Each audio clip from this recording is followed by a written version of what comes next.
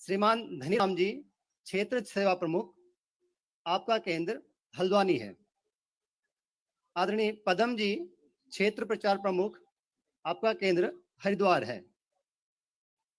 श्रीमान कृष्णचंद्र जी, क्षेत्र कार्यकारिणी सदस्य, आपका केंद्र बरेली है। आप वरिष्ठ संघ के वरिष्ठ प्रचारक हैं और 1962 से आप प्रचारक हैं अपने प्रांत की कार्यकारिणी में। श्रीमान युद्धवीर जी, प्रांत प्रचारक, आपका केंद्र देहरादून है। आदरणीय देवेंद्र जी, सह प्रांत प्रचारक, आपका केंद्र हल्द्वानी है। श्रीमान सुनील जी, प्रांत शारीरिक शिक्षण प्रमुख, आपका केंद्र अल्मोड़ा है। श्री राजेश जोशी जी, सह प्रांत बौद्धिक प्रमुख, आप चामुधार इंटर कॉलेज में अंग्रेजी के प्रवक्ता हैं। श्री पवन जी, प्रांत सेवा प्रमुख, आपका केंद्र देहरादून है। श्री संजय जी, सह प्रांत प्रचार प्रमुख, केंद्र देहरादून। ब्रजेश जी, सह प्रांत प्रचार प्रमुख, आपका निवास हल्द्वानी में है। श्री ऋतुराज जी, प्रांत प्रमुख, धर्म जागरण समन्वय विभाग, केंद्र रुड़की। श्री सतेन जी, सह प्रांत ग्राम प्रकाश संयोजक, केंद्र हल्द्वानी। श्रीमान जसवंत जी, सह प्रांत गौ सेवा संयोजक, केंद्र कोटद्वार। श्रीमान स्नेहपाल जी, केंद्रीय सहमंत्री, विश्व हिंदू परिषद, हमारे बीच उपलब्ध हैं। आप सभी का स्वागत है।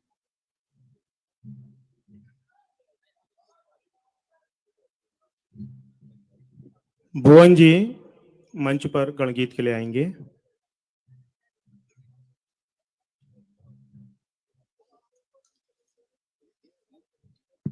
सावधान, सभी लोग गीत थोड़ा ऊंचे स्वर में दोहराएंगे, ऐसा सभी लोगों से अनुरोध है। इस मिट्टी के कण कण का है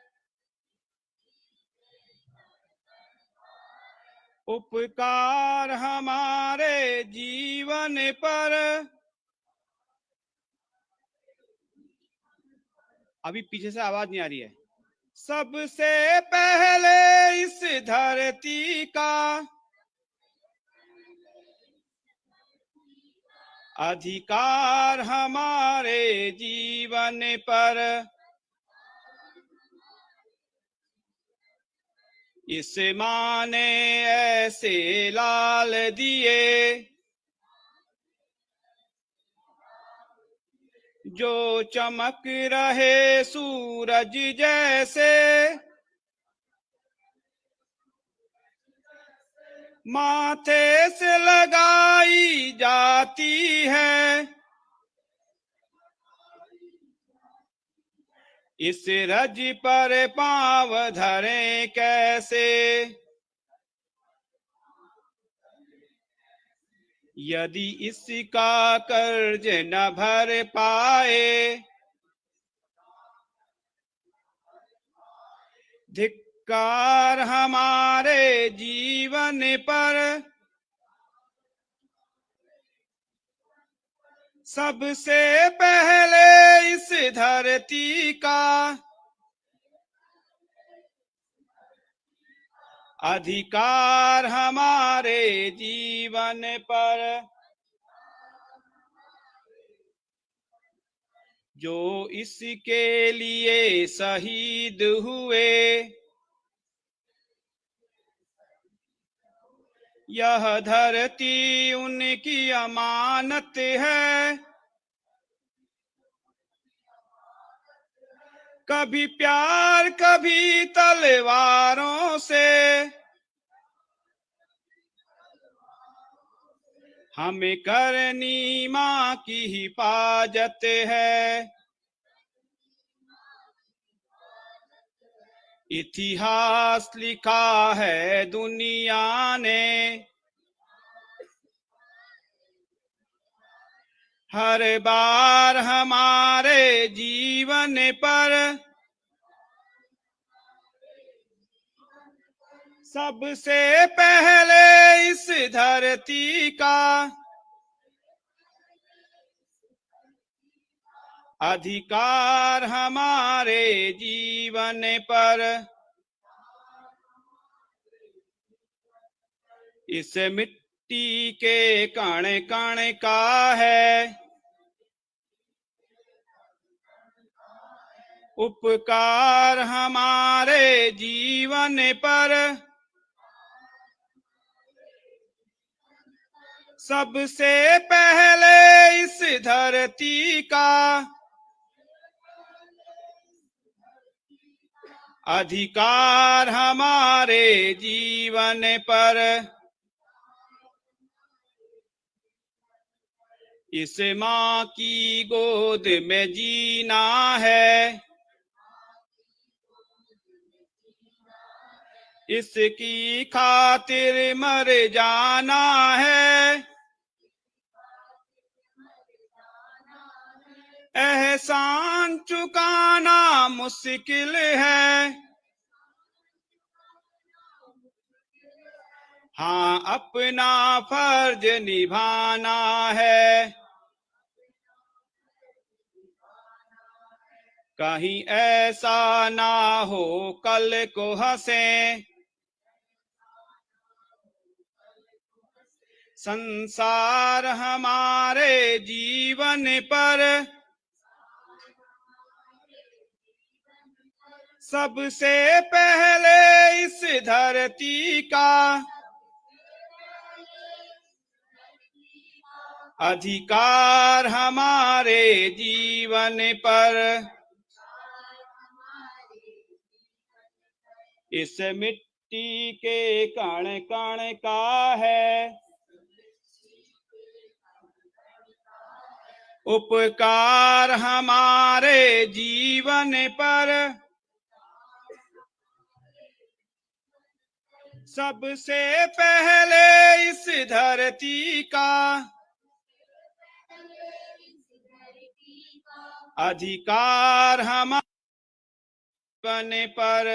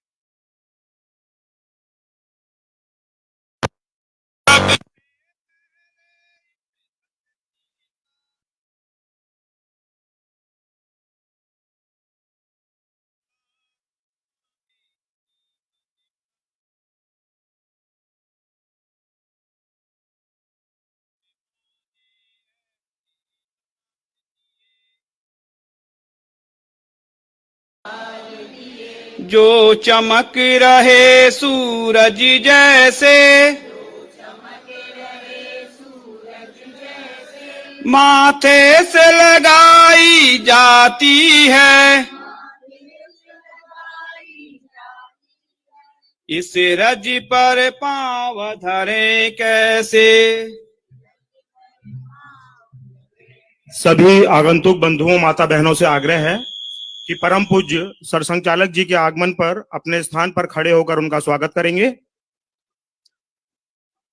परम पूज्य सरसंघचालक जी कार्यक्रम स्थल पर आ रहे हैं। सभी आगंतुकों से आग्रह है कि अपने स्थान पर खड़े हो जाएंगे। परम पूज्य सरसंघचालक और मंचस्थ अधिकारियों से आग्रह है कि वो भारत माता के चित्र पर दीप प्रज्वलित कर कार्यक्रम का शुभारंभ करेंगे।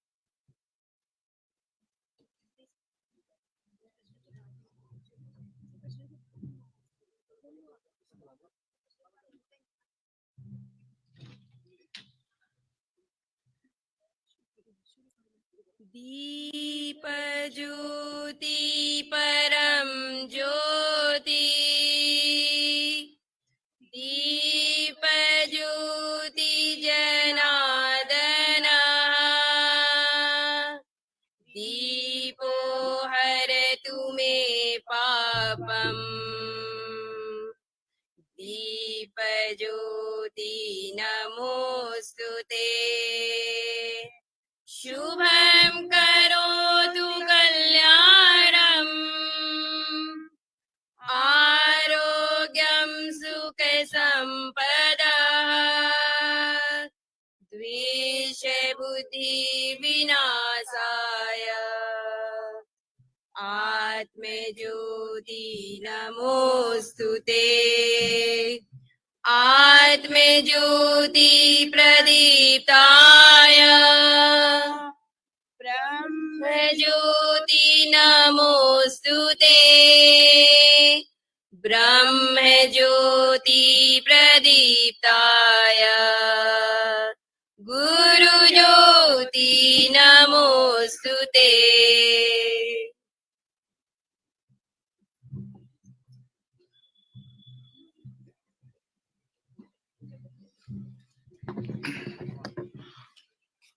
प्रभु की इच्छा और हम सभी के सौभाग्य से परम पूज्य सरसंघचालक जी का प्रवास कार्यक्रम उत्तराखंड प्रांत को मिला। तो ऐसा विचार सभी के मन में आया कि किस तरह परम पूज्य सरसंघचालक जी के सानिध्य का लाभ अधिक से अधिक स्वयंसेवकों व उनके परिवारों को मिले।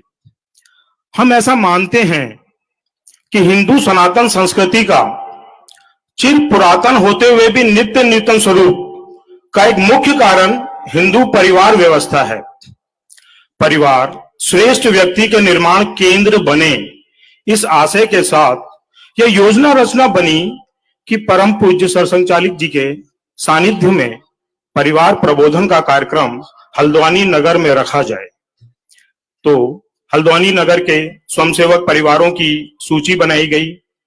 इसके निमित्त गठनायक बनाए गए। गठनायकों ने परिवारों से व्यक्तिगत मिलकर संपर्क किया। हर 10 गठनायकों के ऊपर एक गठनायक प्रमुख निश्चित किए गए और सभी के सामूहिक प्रयासों से, सामूहिक संपर्कों से आज हम सब अपने परिवारों सहित यहाँ उपस्थित हैं। हल्द्वानी जिले के जिला परिवार प्रबोधन प्रमुख श्रीमान खीम सिंह बिष्ट जी से आग्रह करता हूं कि वह मंचस्थ अधिकारियों का परिचय करवाएंगे।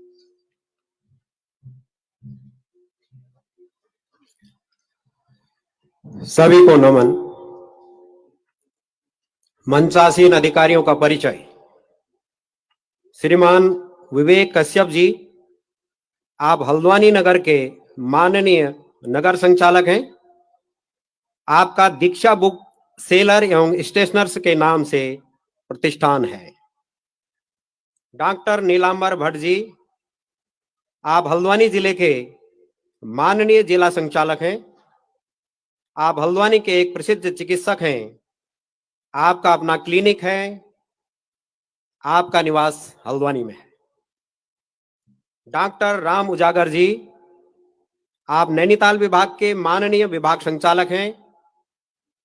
आप पंतनगर विश्वविद्यालय से कीट विज्ञान विभाग में प्रोफेसर के पद से सेवानिवृत्त हुए हैं। आपका निवास रुद्रपुर में है। डॉक्टर राकेश भट्ट जी, आप उत्तराखंड प्रांत के माननीय प्रांत संचालक हैं। आप हेमवती नंदन बहुगुणा विश्वविद्यालय में प्राध्यापक हैं तथा इतिहास एवं पुरातत्व विभाग के विभागाध्यक्ष हैं। आपका निवास श्रीनगर गढ़वाल में है। श्रीमान सूर्य प्रकाश टोंक जी, माननीय क्षेत्र संघचालक पश्चिमी उत्तर प्रदेश क्षेत्र, जिसमें ब्रज, मेरठ और उत्तराखंड प्रांत सम्मिलित हैं। आप मेरठ के प्रसिद्ध उद्योगपति हैं और जिनका पाथे आज हमको प्राप्त होने वाला है, माननीय डॉक्टर मोहन राव भागवत जी, परम पूजनीय सर संघ चालक राष्ट्रीय स्वयंसेवक संघ। आप मूलतः चंद्रपुर महाराष्ट्र के रहने वाले हैं। विद्यालय शिक्षा पूर्ण करने के बाद आपने नागपुर में पशु चिकित्सक VVSC की शिक्षा पूर्ण की। MBSc अकोला महाराष्ट्र से पूर्ण की। 1974 में आप संघ के प्रचारक बने। संघ में विभिन्न दायित्वों का निर्वहन करते हुए सन 2000 से 2009 तक माननीय सर कारवार रहे। मार्च 2009 से पूजनीय सर संचालक जी के नाते हम सबका मार्गदर्शन कर रहे हैं। एकल गीत के पश्चात आपसे निवेदन है कि हम सभी को पाथे प्रदान करने की कृपा करेंगे।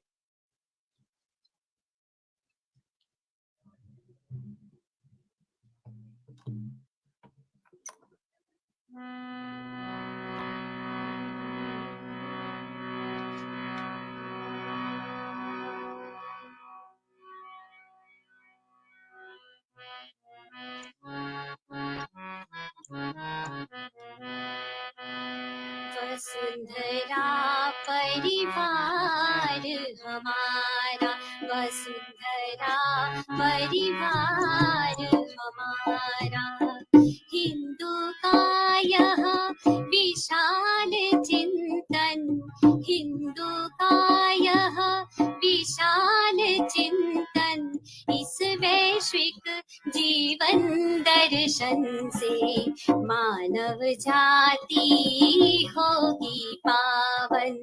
वसुंधरा परिवार हमारा, वसुंधरा परिवार हमारा।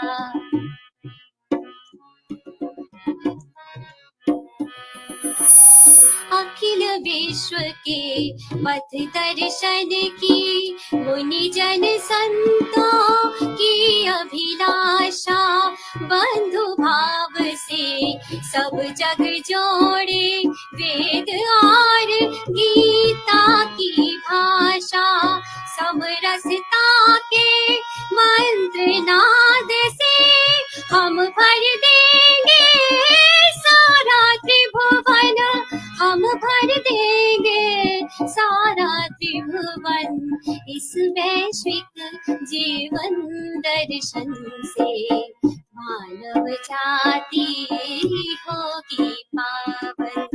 वसुंधरा परिवार हमारा।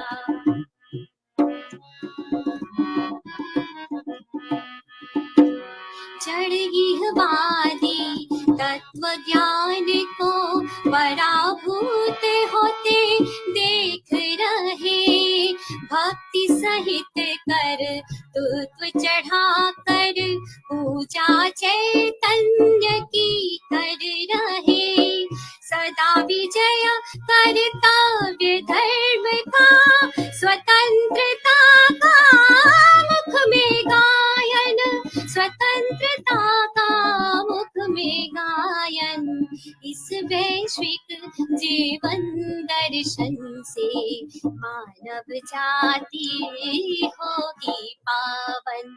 वसुंधरा परिवार हमारा।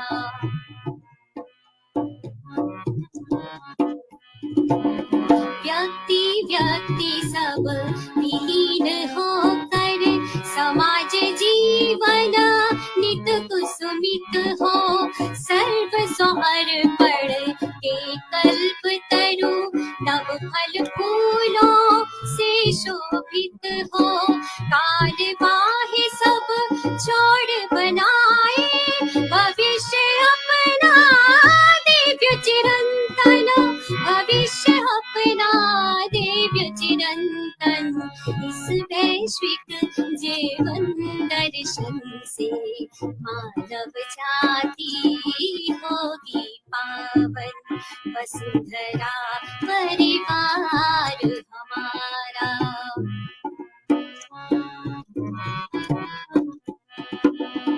आकांक्षा प्राचीन हमारी, नवयुग की गा रही आरती, विकाल विजयी संकल्पों की, नव पुरुषार्थ करेगा पूर्ति।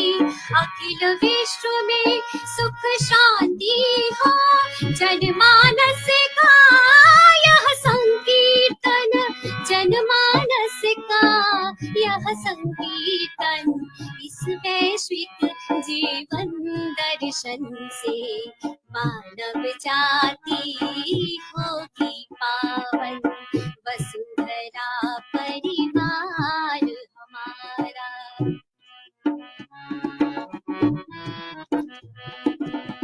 नव युग के नव आवाहनों को नव साहस से स्वीकारेंगे, भूतकाल पर विजय प्राप्त कर नव विक्रम ध्वज लहराएंगे, विश्व धर्म का अमृत देंगे, आठ जगत का यह संजीवन, आठ जगत का यह संजीवन। इस वैश्विक जीवन दर्शन से मानव जाति होगी पावन, वसुंधरा परिवार हमारा।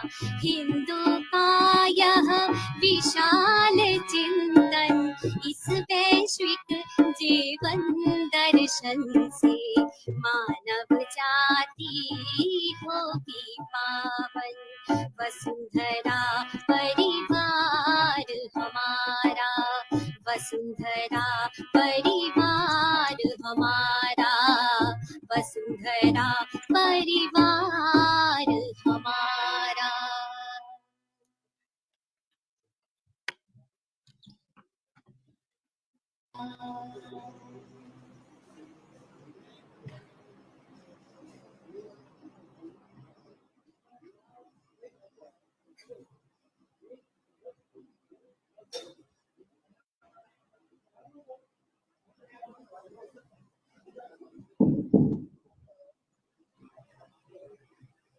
माननीय क्षेत्र संघ चालक जी, जिला संघ चालक जी, महानगर संघ चालक जी, उपस्थित सभी अधिकारीगण एवं हल्द्वानी परिसर के सभी आत्मीय स्वयंसेवक बंधु तथा उनके आत्मीय परिवारगण, हम सब संघ के स्वयं सेवक और उनके परिवार है।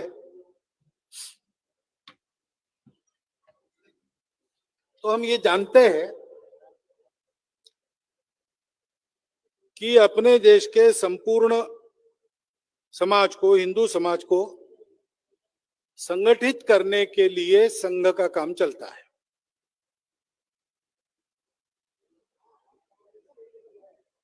और हम ये भी देखते हैं कि संघ के कार्यक्रमों में सब पुरुष ही रहते हैं। अब संपूर्ण समाज को संगठित करना है तो भारतीय समाज में तो 50% तो महिलाएं हैं, तो केवल पुरुषों का संगठन पूरे समाज का नहीं हो सकता।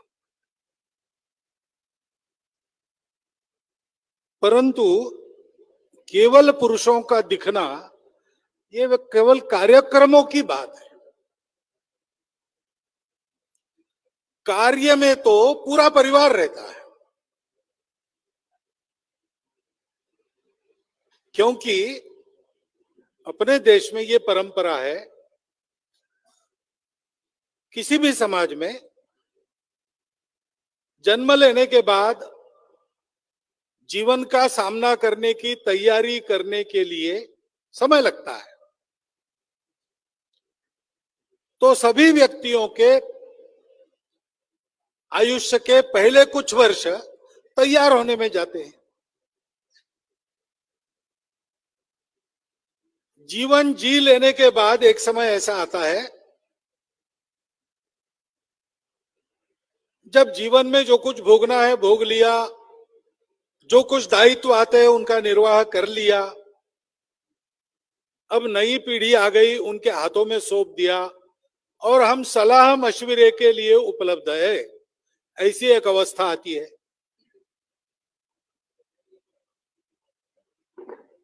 और इसके बाद की भी एक अवस्था की कल्पना अपने यहां पर है कि अब जीवन का सारा अनुभव ले लिया, अब ये जो लौकिक जीवन है उससे निवृत्त होना और केवल साधना में, भगवान में ही मन लगा।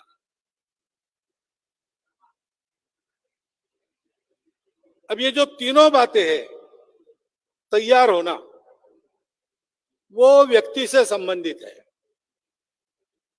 वो अपने को तैयार करता है और सारे दायित्व पूरे होने के बाद जो चल रहा है उसमें ज्यादा ध्यान नहीं देना, अपने अधिकार सौंप देना नई पीढ़ी को, तो एक तरह से वो भी शांत बैठता है। और चौथे आश्रम में वो जाता है, वो तो जीवन से अलग ही हो जाता है, लौकिक जीवन से। तो इस समाज का जो जीवन चलता है, पढ़ने वालों का भी चलता है, रिटायर्ड लोगों का भी चलता है, सन्यासियों का भी चलता है, वो किसके भरोसे चले? तो तैयार होने के बाद की जो अवस्था है उसको अपने यहां कहा गया है गृहस्थाश्रम। 4 आश्रमों की कल्पना है। जन्म लेने के बाद मनुष्य बनकर जीवन का सामना कर सके इतना तैयार होना। 100 वर्ष के आयुष्य की कल्पना है तो 25 वर्ष इसमें जाते हैं, उसको कहते हैं ब्रह्मचर्य आश्रम। उस समय जीवन के सुखोपभोग वगैरह की ज्यादा इच्छा नहीं करना, व्रतस्थ जीवन तैयार होने के लिए। जैसे परीक्षा में पढ़ाई वगैरह करके पास होना है तो उतने समय तक जिसको पास होना है वो लगा रहता है पढ़ाई में, वो सिनेमा टीवी वगैरह देखता नहीं, सारा समय पढ़ाने। वैसे 25 साल हमको तैयार होना है तो सारा परिश्रम तैयार होने के लिए, विद्यार्जन करने के लिए, सामर्थ्य अर्जन करने के लिए, योग्य बनने के लिए। उससे भटकाने वाले सुखोपभोगों की इच्छा उस समय नहीं करना। बाद में जो दूसरा है वो गृहस्थाश्रम है। विवाह वगैरह करके घर गृहस्थी परिवार बसाना, और इस परिवार पर दायित्व रहता है, गृहस्थाश्रम पर दायित्व रहता है कि बाकी 3 अवस्थाओं में जो लोग हैं उनकी संभाल करे, उनका पोषण करे। गृहस्थाश्रम सभी आश्रमों का आधार है।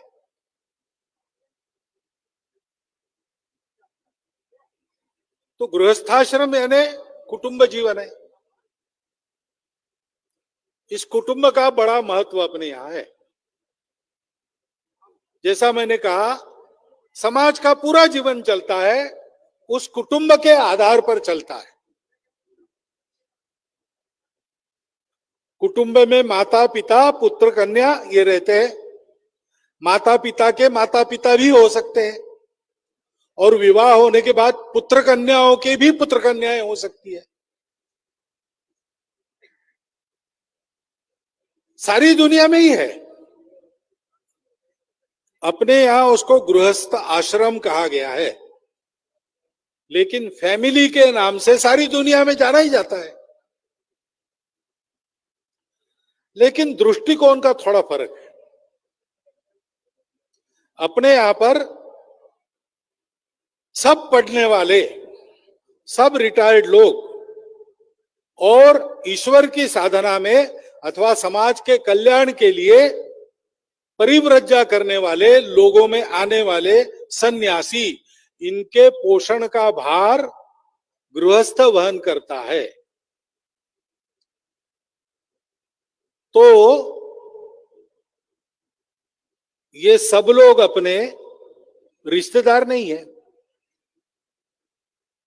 रिश्तों का संबंध नहीं है, लेकिन उनका दायित्व कुटुंब का है। पश्चिम में फैमिली का दायित्व फैमिली तक सीमित है, और एक अच्छी फैमिली होने के लिए नागरिकत्व के नियम पालन करके रहना, टैक्स वगैरह समय पर देना, ये सारी बातें, लोगों को उपद्रव न हो ऐसा रहना, इसको माना जाता है, वो भी अच्छा है। परंतु हम यहां रुकते नहीं, हम आगे जाते, हम ये कहते हैं कि आपको अपने कुटुंब की चिंता तो करनी ही है, लेकिन ये कुटुंब को हमने परिवार क्यों कहा? क्योंकि कुटुंब केवल कुटुंब के भरोसे नहीं चलता। पिताजी कमाते हैं, माताजी घर देखती है, अथवा दोनों कमाते हैं, दोनों मिलके घर देखते, कुछ भी सोचिए आप, लेकिन केवल इससे घर नहीं चलता। घर के लिए काम करने वाले लोग होते हैं, तो हेयर कटिंग करनी पड़ती है, तो कोई ना कोई नाऊ है जो वो काम करता है, वो हमारे कुटुंब का ही काम है, उसका काम नहीं है, वो हमारे लिए करता है, उसकी वृत्ति है वो।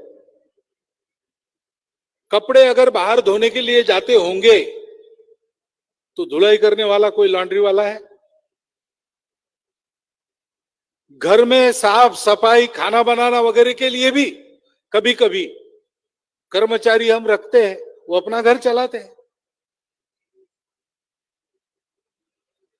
घर है, उसका आंगन है, तो उसमें एक आम का पेड़ है, अथवा तुलसी बिरवा है, अथवा नीम का पेड़ है, जो कुछ है वो हमारे नित्य साहचर्य के कारण, सन्निधि के कारण अपने प्रिय हो जाते हैं। उस पर कविताएं लिखी जाती है, उसकी कहानियां बनती है। घर की बिल्ली, घर का कुत्ता, घर में गाय, घर में तोता, ये अपने नित्य जीवन का अंग बनकर रहते हैं। इन सबको मिला के होता है परिवार। कुटुंब के परिसर में कुटुंब पर निर्भर रहने वाले लोग, वो भी अपने हैं। अंग्रेजी में कहते हैं ब्लड रिलेशन, वो नहीं है,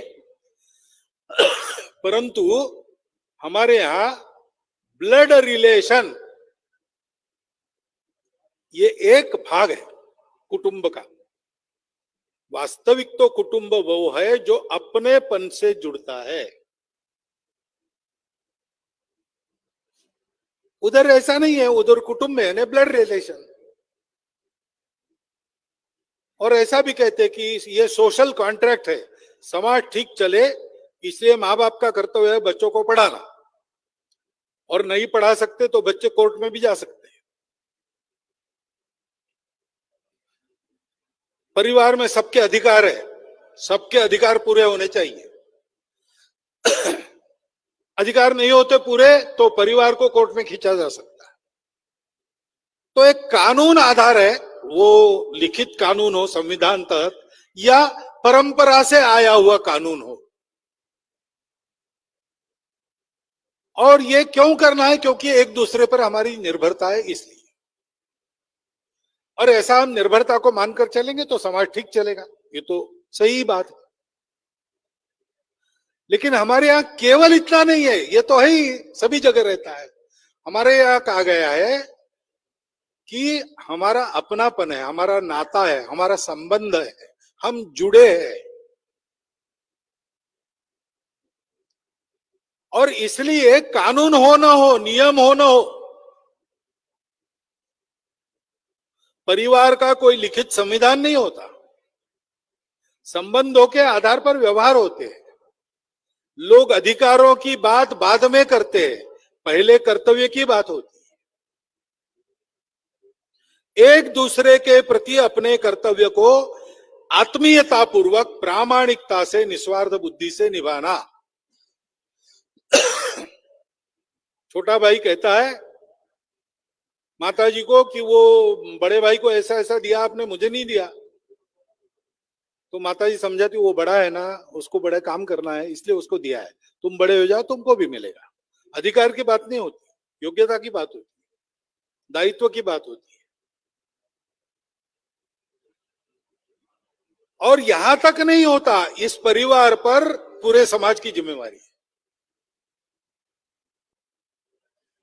ऐसा इसलिए है कि हमारी परंपरा में आज भी, आज तो वो बड़े बड़े कुटुंब रहे नहीं, धीरे धीरे न्यूक्लियर फैमिली की ओर ही हम बढ़ रहे। जैसे एक न्यूक्लियस में प्रोटॉन और न्यूट्रॉन और उसके चारों ओर इलेक्ट्रॉन रहते, उससे पदार्थ अपने आप बन जाते आगे चल के। वैसे माता पिता पुत्र कन्या है तो बाकी समाज बनते जाएगा अपने आप, तो न्यूक्लियर फैमिली कहते हैं। ऐसा होने के बाद भी हमारे यहाँ ये जो परिवार है या कुटुंब है वो हमारी सामाजिक इकाई है। समाज में एक दूसरे के साथ कैसे व्यवहार करना, इसका प्रशिक्षण कुटुंब व्यवस्था में होता है। छोटा बच्चा जन्म लेता है तब उसको संबंध मालूम नहीं रहते, उसको केवल भूख लगती है तो रोता है, दुखता है तो रोता है। 2-3 दिन में उसको ध्यान में आता है कि बार बार मैं जब रोता हूं, कुछ दुखता है या भूख लगती है, तो मेरी इच्छा को पूर्ण करने वाली एक माता जी है, वो मेरी अपनी है। पहले उसको माता का परिचय होता है, फिर उसको लगता है दुनिया में मैं अकेला नहीं हूं, माता जी भी है। तो भूख लगी है तो भी रो रहा है, माता जी ने लिया तो कुछ समय के लिए क्यों न हो शांत हो जाता है। फिर जब रोता है तो भूख लगी है बताने के लिए रोता है, भूख के मारे नहीं रोता है। उसको विश्वास है भूख पूरी होगी, माता जी आ गई। बाद में पिताजी का परिचय होता है, बाद में और रिश्तेदार सारे पता चलते हैं। जैसे जैसे बड़ा होता है 5 साल तक तो पूरी स्वतंत्र रहती है, किसी को कुछ भी बोलता है, कहीं भी जाता है, कहीं भी दौड़ता है, सुनता है नहीं सुनता है, लेकिन डांट डपट नहीं होती, लाड़ प्यार होता है। क्योंकि डांट डपट की उम्र नहीं है, वो अभी उसको बुद्धि नहीं आई, तो अभी उसका प्रशिक्षण चल रहा है। 5 साल के बाद फिर नियम वगैरह धीरे धीरे हम सिखाते और कुछ छोटे मोटे काम भी उठाने को कहते। तो अपनों के लिए परिश्रम करना धीरे धीरे वो सीखता है और उसको ये भी पता चलता है कि अपने केवल अपने रिश्तेदार नहीं है। घर के सामने कोई मांगने वाला आ गया तो घर के लोग, एक तो अपने आप परंपरा नहीं है खाली किसी को लौटाने की, आ गया कोई तो उसको कुछ ना कुछ देना है, तो 1 पैसा भी देना है या मुट्ठी भर चावल भी उसकी झोली में डालने हैं, तो घर के लोग छोटे बच्चे को भेजते देने के लिए। ये कहीं कोई लिखा नहीं है, किसी ग्रंथ में इसका उल्लेख नहीं है, स्मृति ग्रंथों में इसके कानून नहीं है, किसी धर्म ग्रंथ में ये उपदेश नहीं है, लेकिन संपूर्ण देश में उत्तर दक्षिण पूर्व पश्चिम भारत के अंदर ये सब मिलता है। रिवाज में है, परंपरा में है। छोटे बच्चों को ये मालूम होता है कि अपने घर में जो भरा पड़ा है वो केवल मैं और मेरे रिश्तेदार, मेरा कुटुंब, इसके लिए केवल नहीं है।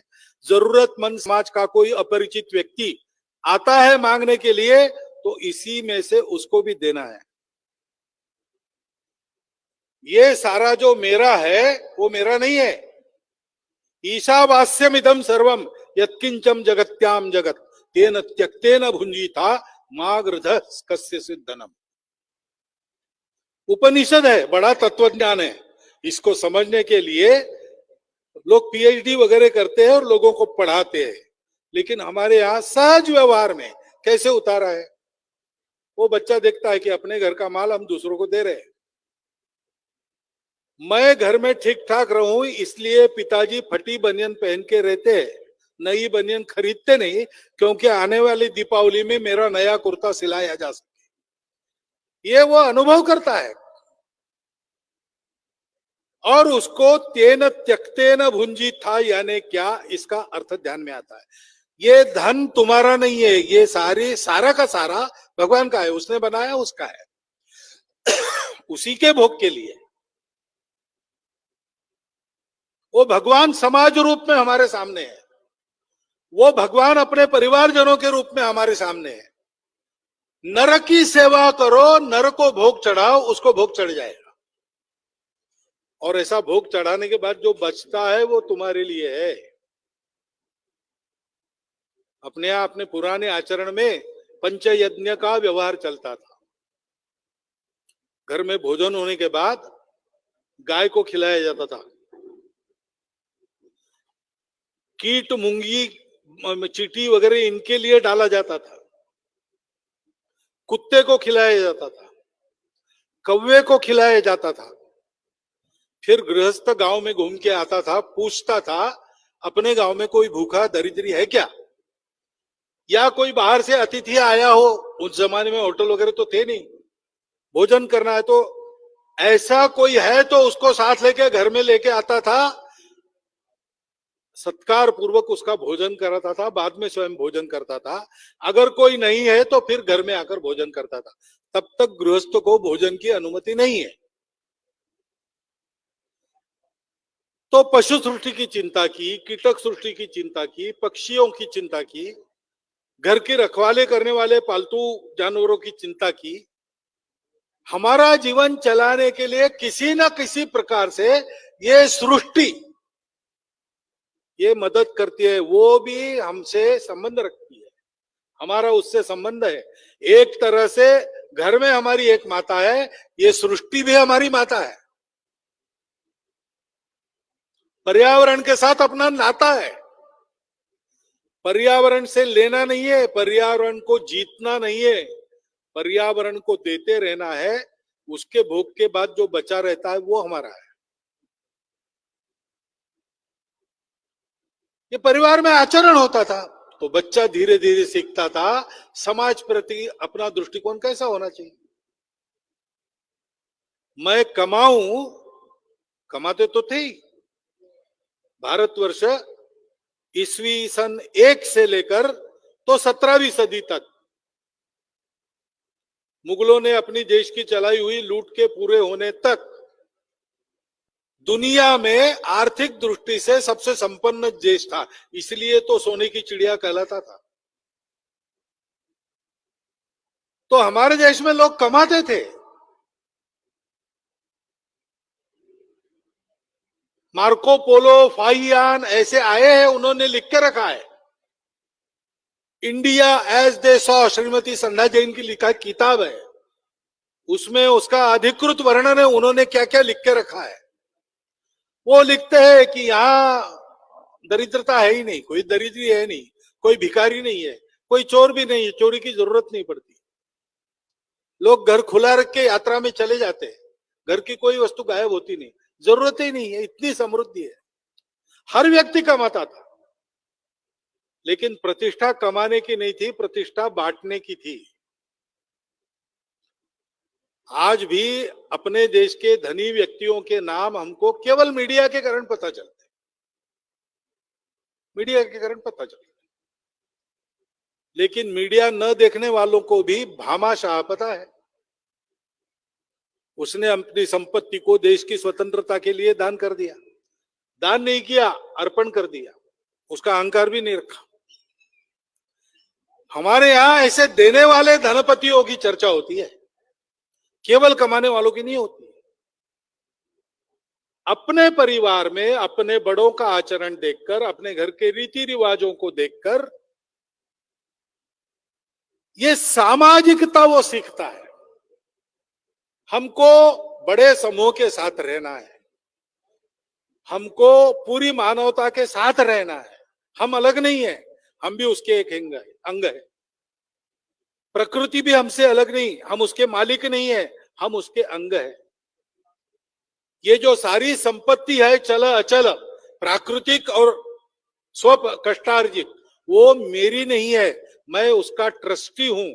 इसका विनियोग सबकी भलाई के लिए करना, इसके लिए मेरे पास रहती है।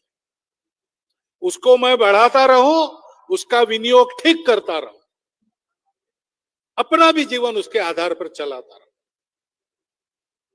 इसलिए हमारे यहां दान की कल्पना है।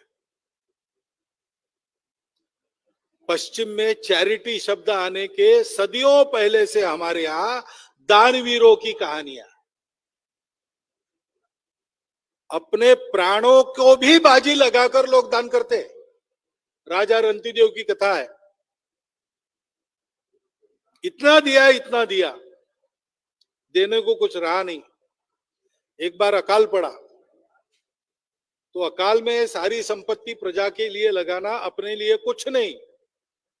तो 7 दिन में एक बार कटोरा भर सत्तू खा के राजा, रानी, राजकुमार और राजकन्या चारों जीवित थे।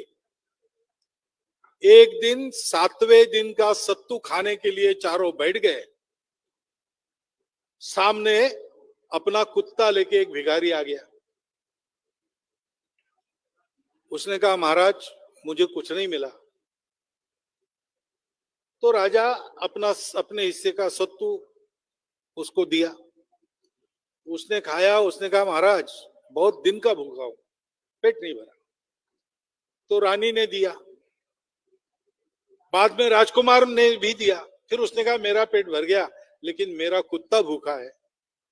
तो राजकन्या ने अपना हिस्सा उसको दे दिया।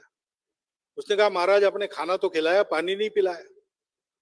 तो वो 4 गिलास पानी चारों का था, 7 दिन में एक बार पीने का, वो चारों उसको और उसके कुत्ते को पिला दिया। फिर भी वो खड़ा ही है, देख के राजा के आंखों में आंसू आए। तो कहता है कि महाराज क्षमा करना, मुझे बहुत भूख लगी थी इसलिए मैंने सारा ले लिया। आपको दुख देने की मेरी इच्छा नहीं थी, आपको दुखी करके अब मैं क्या करूं, कैसे आप। राजा ने कहा, अरे भाई दुखी मैं इसलिए नहीं हूं कि मेरा सब चला गया, मैं इसलिए दुखी हूं कि तू अभी भी खड़ा है, तू कुछ चाहता है, देने के लिए मेरे पास कुछ नहीं, इसलिए मेरे आंखों में आंसू है। उसी रंतिदेव का वो प्रसिद्ध श्लोक है, न त्वहम कामये राज्यम न स्वर्गम न पुनर्वभवम कामये दुख तप्तानाम प्राणिनाम आरती नाशनम। मुझे राज्य नहीं चाहिए, मुझे स्वर्ग नहीं चाहिए, मुझे मोक्ष भी नहीं चाहिए। दुख से तप्त प्राणियों की वेदना का शमन करने का काम ही मुझे चाहिए। हमारे अपने परिवार में ये शिक्षा दी जानी चाहिए। परिवार इसको कहते हैं, परिवार केवल माता पिता पुत्र कन्याओं का जमावड़ा नहीं है, एक घर के छत के नीचे रहने वाले लोगों का समूह नहीं है। परिवार आपसी संबंधों से बंधा हुआ और उन संबंधों को संपूर्ण विश्व तक विस्तारित करते जाने वाला, मानवता के लिए काम करने वाला कार्यकर्ता समूह है। देश के लिए पुत्र दे देती है माता जी। धर्म के लिए युद्ध हुआ महाभारत का, 5 पांडव निकले, महाभयंकर संग्राम संवार होने वाला है, उसमें जा रहे 5 पुत्र। कुंती पति नहीं है, पुत्र ही उसका आलम्बन है, 5 जा रहे लड़ने के लिए। कौरव पक्ष में एक से एक वीर है, भीष्म, द्रोण, कृप, कर्ण, दुर्योधन प्रतिज्ञा करके बैठे पांडवों के वध की, और पुत्र सामने खड़े हैं। कुंती आशीर्वाद देती है, कहती है कि देखो, क्षत्राणी अपने पुत्रों को जिसके लिए तैयार करती है, वो प्रसंग तुम्हारे भाग्य से तुम्हारे जीवन में चलकर आया है, जाओ विजय संपादन करो। रोती नहीं है।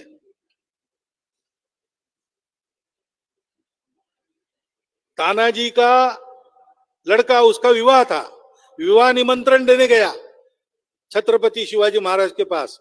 वो विचार कर रहे थे कोंडाना किला जीतने के लिए तानाजी को भेजेंगे, उतने में वो उपस्थित हो गया। उसके ससुर शेलार मामा वो भी थे साथ में। उसने लग्न पत्रिका थमा दी तो शिवाजी महाराज ने पढ़ी और कहा, अरे गड़बड़ हो गया। क्या गड़बड़ हो गया महाराज? नहीं कोई बात नहीं, तुम विवाह का निमंत्रण देना, हमारा आशीर्वाद है, हम आ नहीं पाएंगे, कोंडाना किला। अरे महाराज हम हैं, आप क्यों जाएंगे? नहीं, नाम तो तुम्हारा ही सोच रहे थे, लेकिन अब तुम्हारे पुत्र का विवाह है, वो करो। कहा नहीं, पहले कोंडाना का विवाह करें।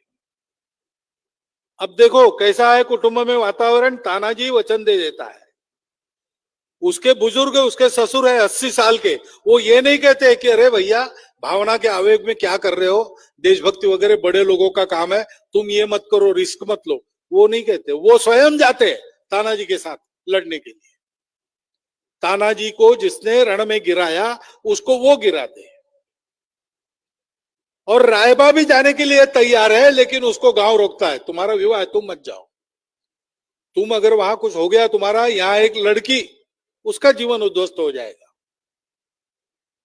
और पूरा गांव पंचायती लेके तानाजी और उसके उस गांव के 300 साथी सबको विदाई देता है युद्ध के लिए। कारगिल के युद्ध में राजस्थान के एक घर में अडवाणी जी गए, उस घर का बेटा शहीद हो गया था।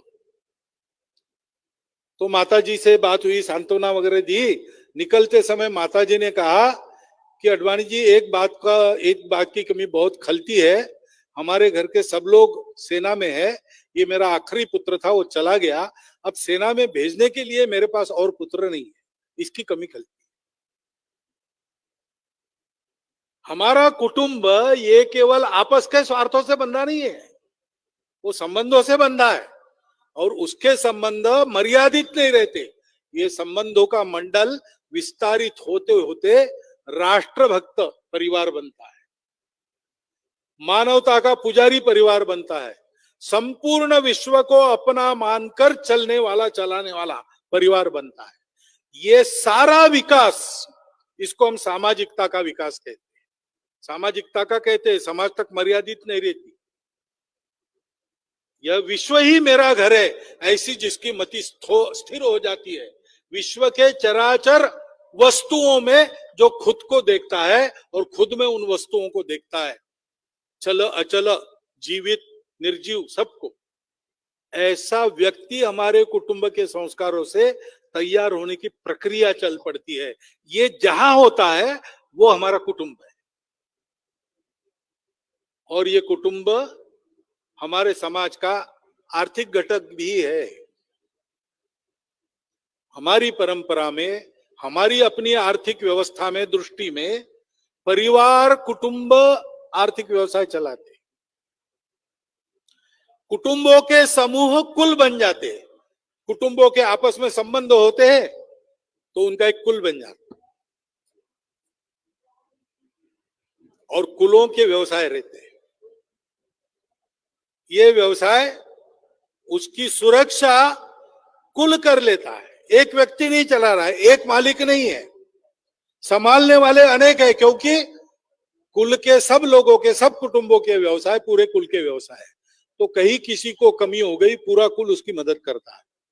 एक तरह से सब उद्योगों के लिए ये इंश्योरेंस हो जाता है। अभी अभी आधुनिक जगत में ऐसा हुआ, तिरुपुर नाम का स्थान है दक्षिण भारत में, हाथ करघे पर उत्तम कपड़ा बुनने वाले बुनकर हजारों की संख्या में वहां थे। उसकी साड़ियां वगैरह, उसका व्यापार करने वाले वैश्य समाज के कुछ धनवान लोग भी वहां थे। वर्ल्ड कंपटीशन शुरू हो गई। अब दुनिया के आगे क्या टिकेगा हाथ करके वाला, पावरलूम लाए वगैरह सब करके देखा।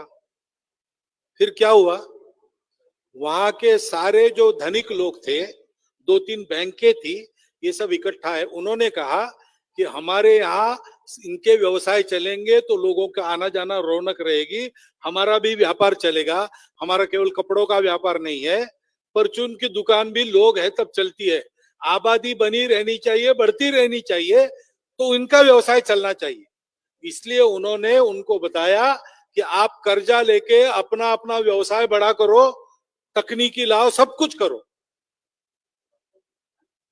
तो उन्होंने तय किया हम अपने व्यवसाय में एक्सलेंस लाएंगे, और इन्होंने तय किया कि इनको हम मदद करेंगे। कब आप वापस करोगे वगैरह, ज्यादा हम रिस्ट्रिक्शंस नहीं रखेंगे। उन्होंने विचार किया कि हमको पैसा लगेगा, पैसा देने वाले ये है, पैसा लेके ऐसा वापस करेंगे कि इनको पैसा देना बंद नहीं करना पड़ेगा। और आज तिरुपुर का टेक्सटाइल व्यवसाय सारी दुनिया को यशस्वी टक्कर दे रहा है। इस आत्मीयता के संबंधों का परिणाम यह है कि वहां नौकरी करने के लिए व्यक्ति जाता है। 40 देशों के लोग जाते हैं, अपने देश के सब प्रांतों के लोग जाते हैं, नौकरी करने के लिए जाता है, मालिक बन के लौटता है। और समाज का बल इतना बढ़ा है कि अगर वहां की महानगर पालिका या सरकार कुछ जनहित के काम नहीं कर पाती तो उसकी राह देखे बिना ये लोग कहते हैं कि आप नहीं कर सकते, आप केवल परमिशन दो, रोड बना डालते, ब्रिज बना डालते, समाज अपने भरोसे कर लेता है। ऐसा ही कुछ चित्र आज सूरत शहर में भी देखने को मिलता है, और भी जगह होंगी, क्योंकि ये परिवार भावना हमारे इकोनॉमिक यूनिट का आधार है। कुटुंब हमारा इकोनॉमिक यूनिट है।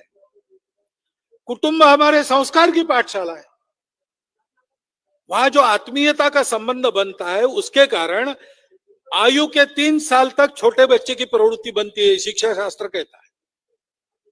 जीवन में वो दिशा कौन सी पकड़ेगा, आयु का 3 साल होते तक उसकी परवरिश कैसे होती उस पर वो निर्भर है, वो बन जाता है। सत्प्रवृत्त बनेगा कि दुष्प्रवृत्त बनेगा। और इन 3 साल में वो अपने माता पिता परिवार के ही साथ रहता है और किसी के साथ नहीं रहता। वही उसके प्रिय होते हैं, वही उसके भगवान होते हैं, वही उसके जीने का सहारा होते हैं। वो जो जैसी प्रवृत्ति उसकी बनाएंगे वैसा वो बनेगा। आगे चल के 12 वर्ष की आयु तक अपने बड़ों से, अपने मित्रों से, अपने शिक्षकों से वो सीखता है। तो कुटुंब उसका शिक्षा केंद्र बनता है। 12 साल की आयु तक शिक्षक सिखाते हैं, लेकिन प्रमाण तो माता पिता रहते हैं। 12 साल की आयु के बाद शिक्षक प्रमाण हो जाते हैं, माता पिता दूसरे नंबर पर आते हैं। इसलिए घर से ज्यादा उपदेश उस समय नहीं करना चाहिए। पहले ये आयु जरा ये थी तो श्लोक था, लालयेत पंचवर्षाणि दश वर्षम तु ताड़येत और प्राप्ते तु षोडशे वर्षे पुत्रम मित्रवद आचरेत। लड़का आज की भाषा में टीन एज में आने के बाद आप ज्यादा उस पर प्रेशर डालोगे, वो बगावत करेगा। उस समय मित्रवत स्नेह रखकर उसको समझाना चाहिए। समझता है, सीखता है। लेकिन ये सारा काम कुटुंब में होता है। बाहर जाता है, जीवन को फेस करता है, अच्छे बुरे सारे प्रभाव उस पर होते हैं। आजकल तो बहुत ज्यादा होते हैं। अभी कोरोना के समय में आपके घर के सब बच्चों ने मोबाइल का उपयोग किया होगा। वो मोबाइल तो रह गया, ऑनलाइन स्कूल बंद हो गया, होना शुरू हो गया प्रत्यक्ष, लेकिन मोबाइल तो रह जाएगा। मोबाइल देखना भी आ जाएगा। मोबाइल पर कौन क्या देखता है, इसका नियंत्रण कौन करता है? ओटीटी प्लेटफॉर्म पर क्या क्या दिखाते हैं, मीडिया में जो आता है वो ये सोच के थोड़ी आता है कि बालकों के लिए क्या अच्छा रहेगा, संस्कारों के लिए क्या अच्छा रहेगा। मीडिया कमर्शियल है, किसकी खपत है और किससे मिलेगा, टीआरपी कहां से मिलेगा, वो दिखाते हैं। क्या देखना क्या नहीं देखना, इसका विवेक जब तक हमारे घर में हमने सिखाया नहीं, तब तक तो दुनिया खुली है। लड़का बाहर जाने वाला है, उसको बाहर जाना चाहिए। बाहर जाएगा तो ये सब लोग मिलेंगे, अच्छे लोग भी मिलेंगे। क्या लेना क्या नहीं लेना, इसका विवेक घर में बनता है।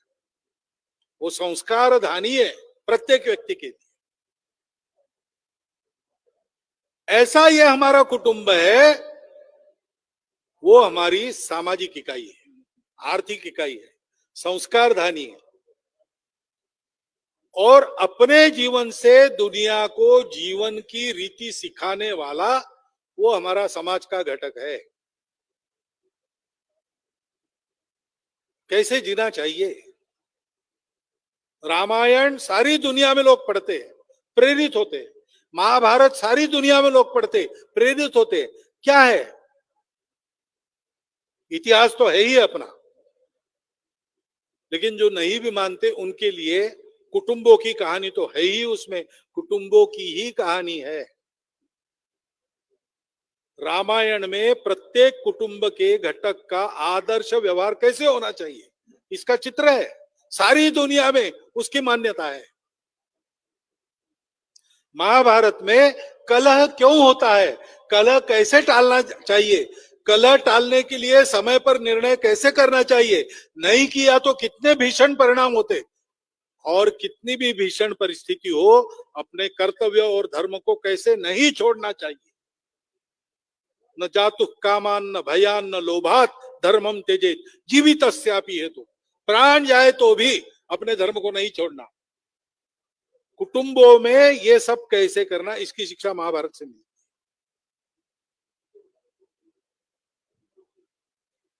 हमारा कुटुंब इसलिए सारी दुनिया के सामने राम का, धर्म का, कृष्ण का, भीम का अनुकरण करके उदाहरण स्वरूप कुटुंब बनता है। आज के तारीख में भारतीय कुटुंबों का अध्ययन पाश्चिमात्य देश कर रहे। यूनाइटेड किंगडम में हिंदू स्वयंसेवक संघ चलता है, उसके संक्रांति उत्सव में तत्कालीन प्रधानमंत्री मार्गारेट थैचर आई थी। उसने अपने वक्तव्य में, उत्सव में ये कहा कि आप भारतीय लोग, आपके कुटुंब की देन हमको बहुत आवश्यक है, हम उसका अध्ययन कर रहे हैं। हमारे यहाँ माता पिता वृद्ध होते, पति पत्नी दोनों कमाने वाले, देखने के लिए कोई नहीं, तो उनको वृद्धाश्रम में भेज देते। व्यवस्था बनाई हो, प्रेम रहता भी होगा पता नहीं, लेकिन व्यवस्था ऐसी है कि उनको फिर घर में नहीं रखते, वृद्धाश्रम। हर इतवार को घर के लोग जाते हैं, एक पुष्पगुच्छ, थोड़ी मिठाई, जिसको जो अच्छा लगता है, पढ़ने वाले पिताजी या माताजी हो तो पुस्तक किताब वगैरह ऐसा देके 1.5 घंटा बैठ के चले आते। 7 दिन नहीं मिलेंगे क्योंकि समय नहीं। तो मार्गारेट थैचर ने कहा कि आपके यहाँ माता पिता को घर में रखते हैं, बीमार है, खटिया पर ही है, वही सब करना पड़ता है, तो आप उनकी सेवा करते हो। और हमने ये देखा है कि परिवार का कोई आदमी अपनी नौकरी वगैरह छोड़कर उनकी सेवा में लग जाता है। ये आप कैसे कर लेते हो, इसकी हमको आवश्यकता है।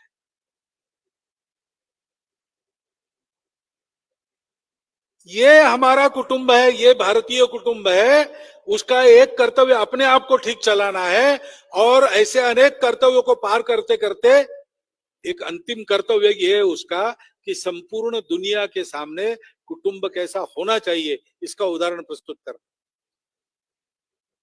और ये करने के लिए क्या करना चाहिए, इसका सारा ज्ञान अपनी हजारों वर्षों की प्राचीन परंपरा में से हम तक अक्षुण्ण चलता है। सब प्रकार की परिस्थितियों में हमारे लोगों ने वेद काल के समय से अपने कुटुंब को चलाकर दिखाया है, अभी तक, आज भी।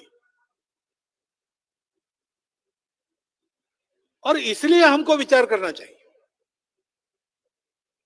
आज हम लोग जानते हैं परिस्थिति बड़ी कठिन है, लोगों को अच्छा रहना कठिन होते जा रहा है, इतने विपरीत प्रभाव और परिस्थिति में है। चाहे अनचाहे, जाने अनजाने क्यों न हो, लेकिन है। बिगाड़ने के लिए भी प्रयास चलता है। अब जानते हैं, ये कपोलकल्पित कथाएं नहीं है। अनेक वर्षों तक, अनेक शतक यानी सदियों तक या अनेक दशकों तक गुलाम बनाए रखने के लिए चाइना में पाश्चिमात्य देशों ने अफीम भेजा, चाइना की युवा पीढ़ी को ड्रग्स वाली बना दिया और उसके पंगुत्व के भरोसे चाइना पर राज किया। हमारे यहां आज यही प्रयोग चलता है। भारत में जो ड्रग्स आते हैं उसके पीछे कौन है, इसको देखेंगे जरा। पकड़े गए, उनकी जानकारी क्या मिली, मीडिया में पढ़ेंगे जरा तो आपको पता चलेगा ये कहां से आता है और क्यों आता है, और उससे जो लाभ होता है उसका पैसा कहां जाता है। लेकिन है वो प्रभाव परिस्थिति में। समाज के वातावरण में अच्छी बातें सीखे, ऐसी बातें कम रह गई है। गाली गलौज सीख सकता है, छोटे छोटे मतों में जो भेद होता है उसको चौड़ा करके अलगाव फैलाने वाली गतिविधियां वो बहुत मिलती है, जोड़ने वाले कम मिलते हैं। आचरण के मर्यादा के बगैर जीवन ठीक होता नहीं, उसको अनुशासन चाहिए। लोहे के कण जब अनुशासन की रचना में आ जाते तब उसमें चुंबकीय शक्ति आ जाती है। निर्जीव से लेकर सजीव तक यह सत्य सनातन सत्य है, लेकिन आचरण की स्वैरता का पुरस्कार करने वाला व्यापार सर्वत्र चलता है और विचार के अभिव्यक्ति के स्वातंत्र्य के नाम पर उस स्वैरता का समर्थन भी होता है।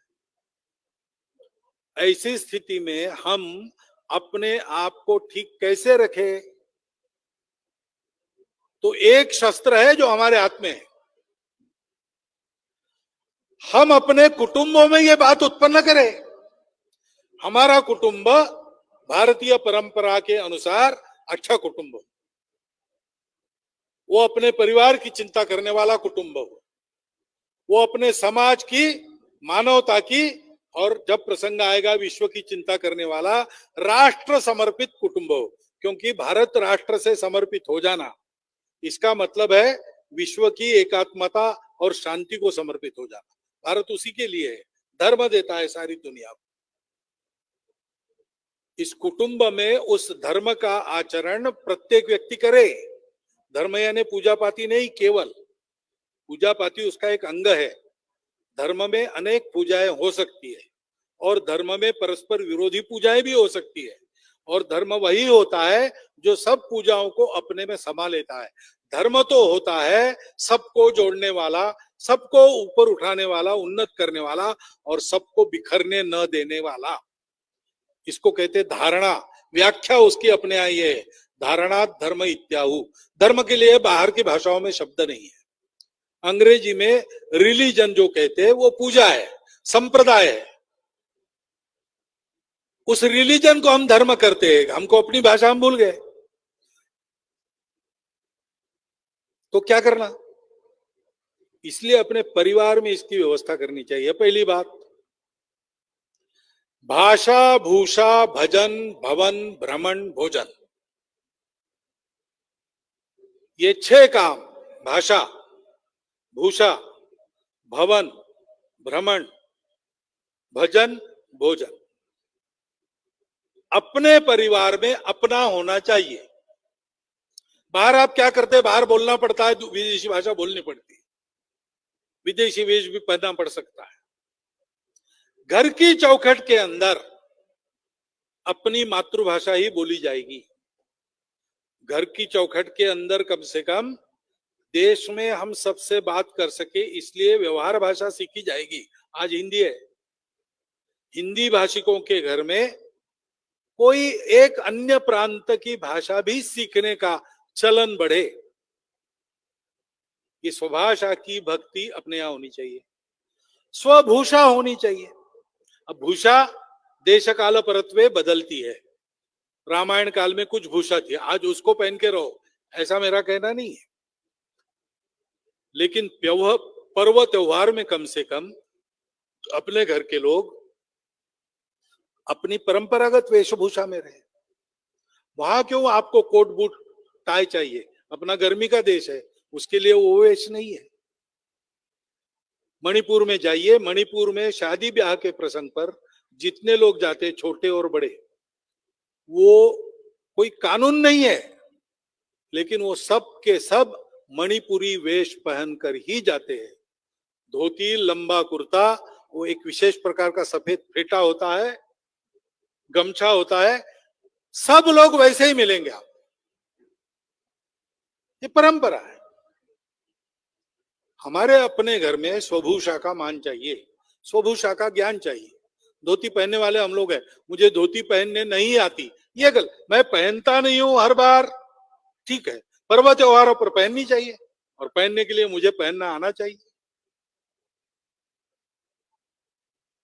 स्व पर आग्रह रखते हैं ना, तो स्वाभिमान आता है, तो स्व का गौरव आता है, और स्व का गौरव आता है तो अपनी अच्छी बातों को पक्का रखने का बल प्राप्त होता है।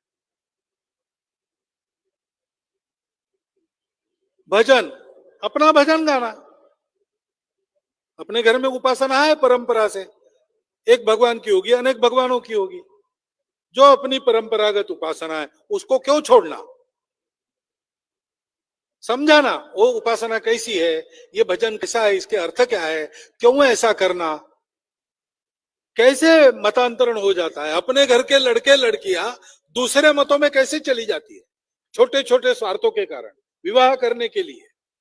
करने वाले गलत है वो बात अलग है, लेकिन हमारे बच्चे हम नहीं तैयार करते। हमको इसका संस्कार अपने घर में देना पड़ेगा।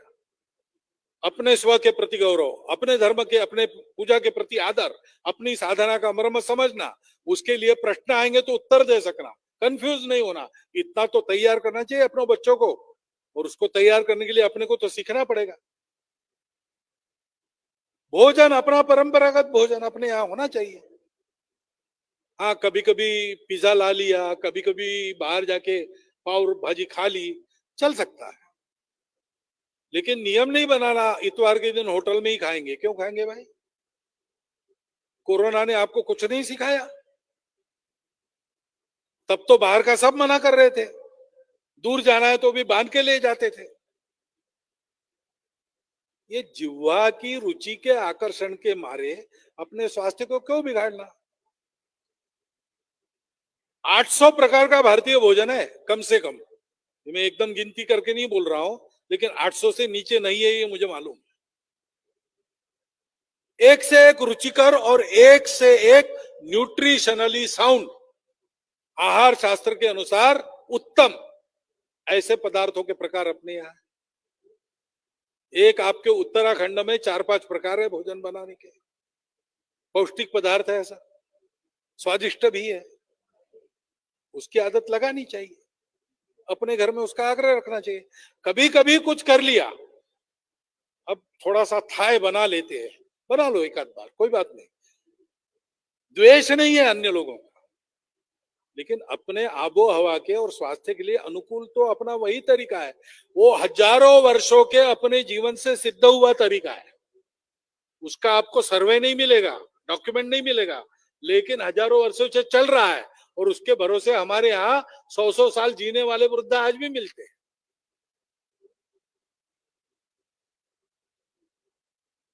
भ्रमण जाओ, सिंगापुर देखने जाओ, जरूर, पूरी दुनिया देखनी चाहिए। जितना देशाटन करेंगे उतना चातुर्य प्राप्त होगा, उतना अनुभव प्राप्त होगा। परंतु हम उसको देखेंगे और हमने काशी नहीं देखी, ये कैसे है भाई?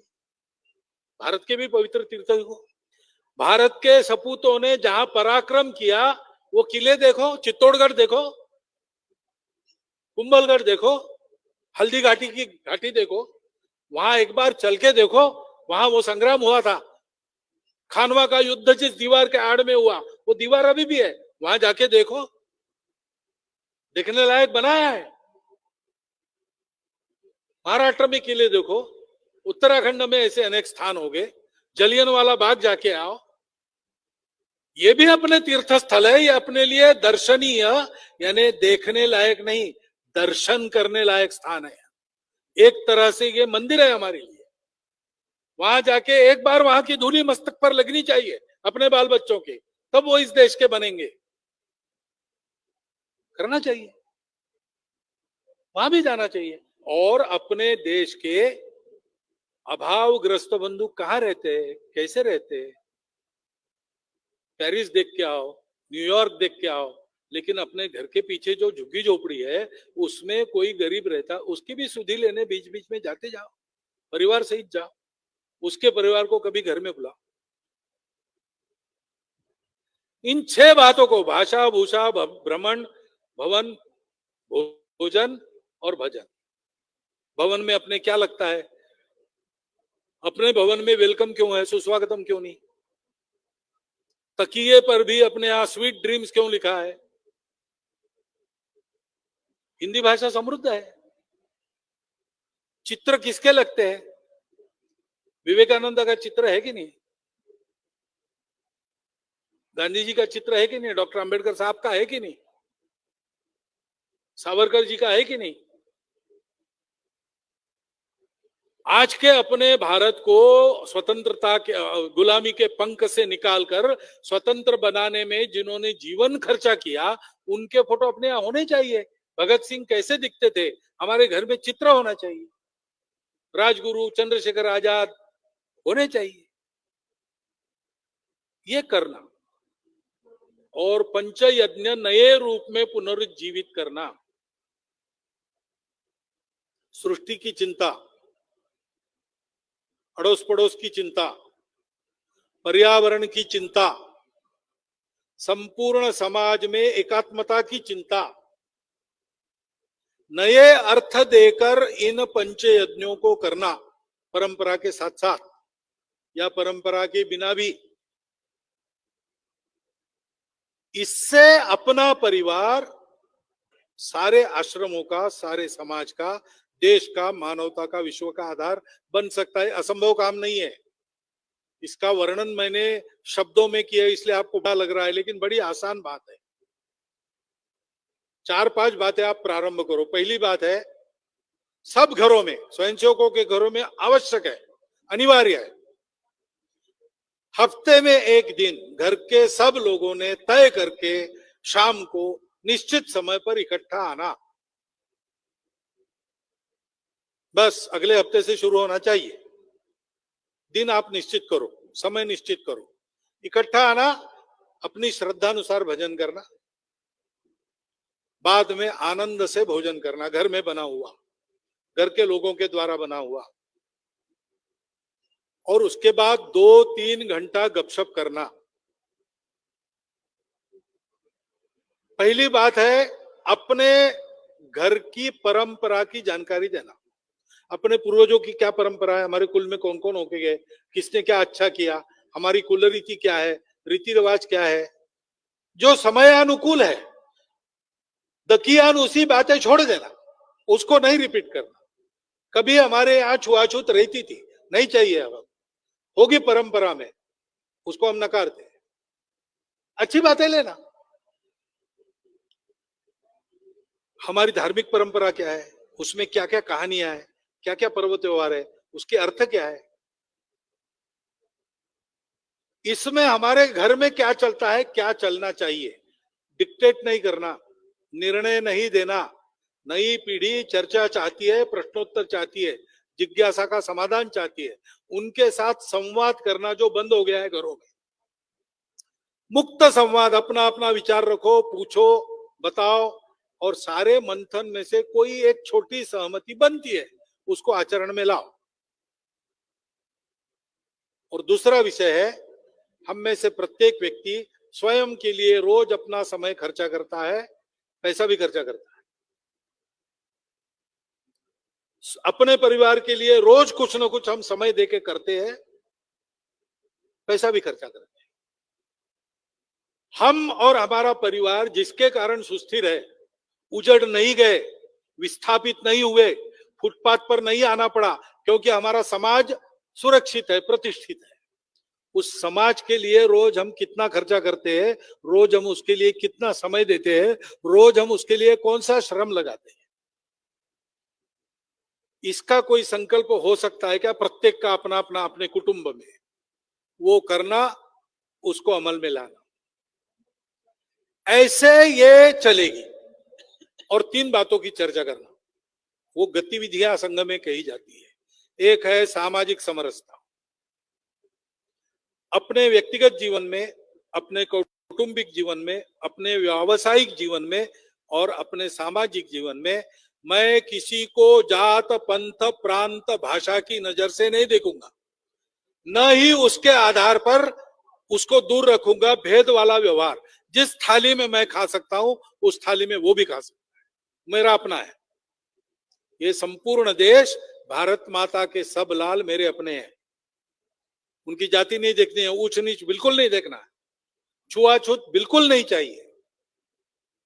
आदत लग गई है समाज को नाम सुनते ही आप कौन, इसको पूछना या अनुमान लगाना, ये मन से निकल जाना चाहिए। भेद नहीं रहना चाहिए बिल्कुल। ऐसा आचरण अपने स्वयं के जीवन में, व्यक्तिगत आचरण में, कौटुंबिक आचरण में, यानी अपने कुटुंब में, अपने सामाजिक जीवन में और अपने आजीविका के स्थान पर भी धीरे धीरे एक एक चीज सुधारते सुधारते ऐसा करना।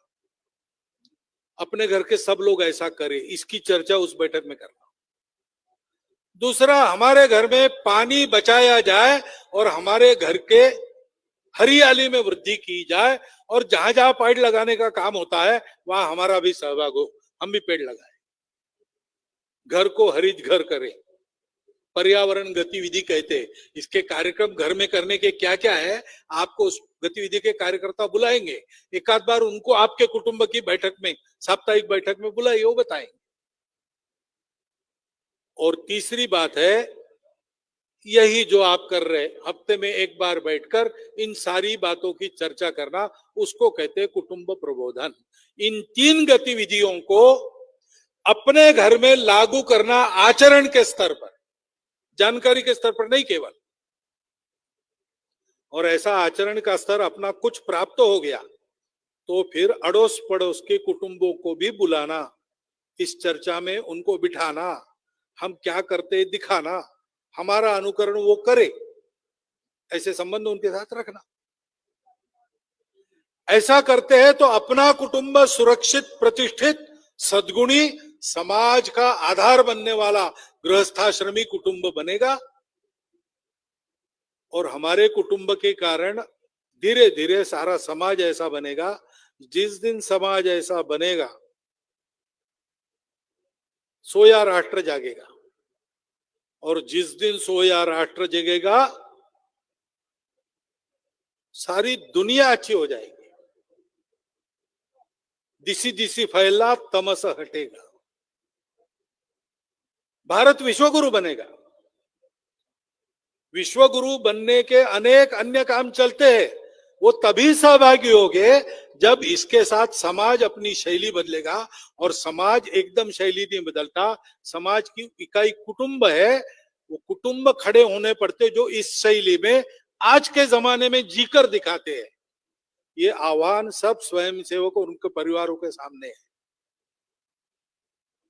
और इसलिए इस चुनौती को स्वीकार करके हम अपने कुटुंब को गढ़ना प्रारंभ करें। शाखा चलाना महत्व की बात है, उसके साथ साथ अपने परिवार की ऐसी साप्ताहिक, शाखा नहीं कहना उसको, प्रार्थना नहीं करना, ध्वज नहीं लगाना, प्रार्थना याद कर सकते हैं, एकात्मता स्तोत्र उसमें याद कर सकते हैं, लेकिन शाखा तो मैदान पर पुरुषों की लगेगी, क्योंकि महिलाओं की शाखा समिति की लगनी चाहिए। अपने घर के सब लोगों को उसमें भेजना, वो हमको तैयार होने का कार्यक्रम है। परिवार को बनाने का कार्यक्रम इस साप्ताहिक के बैठक द्वारा इस ढंग से करेंगे, समाज में वातावरण बनेगा, समाज अपना आचरण बदलेगा, शैली बदलेगा, सारे परिवर्तन के प्रयास यशस्वी होंगे और अपने भाग्य परिवर्तन को सफल करके भारत खड़ा होगा। तो हिंदू जगे तो विश्व जगेगा।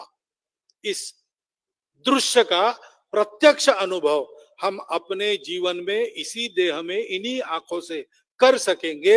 वैसा हम कर सके, ये शुभकामना आप सबको देता हूं और मेरा वक्तव्य समाप्त कर।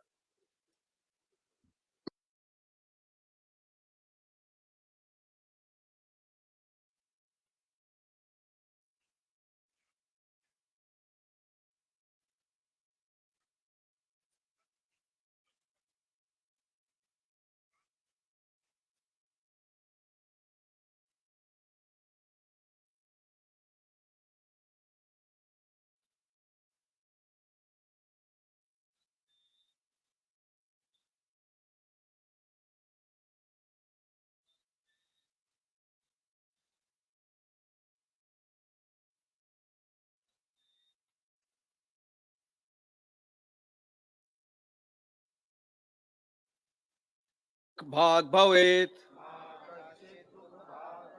ओम शांति शांति शांति।